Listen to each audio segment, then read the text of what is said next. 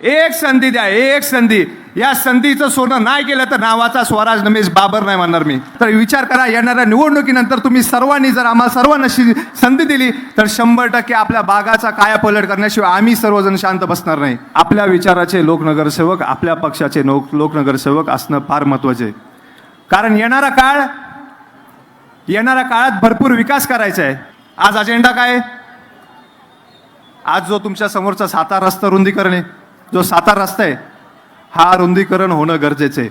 Katraj dairy to मांगडेवाडी हा grade separator होणं गरजेचं आहे. सर्वसामान्य कुटुंबातील विद्यार्थ्यांना, मुलांना, गोरगरीब आपल्या जनतेला आपल्या महानगरपालिकेच्या ई-लर्निंग स्कूल झाल्याच पाहिजे. एवढी मोठी दाट लोकसंख्या आहे, इथं साधं खेळायला क्रीडांगण नाही आहे. क्रीडांगण होणं गरजेचं आहे. आपल्या भागामध्ये जर एवढ्या मोठ्या जागा जर उपलब्ध असतील आणि त्याच ठिकाणी जर ससूनच्या धर्तीवर असं मल्टी स्पेशालिटी हॉस्पिटल झालं, लोकांचा हा वेळ वाचणार नाही का?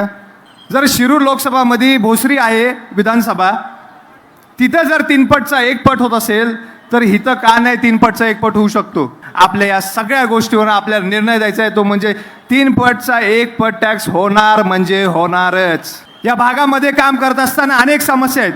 विजेचा विषय घेतला तर उपकेंद्र होणं गरजेचं आहे.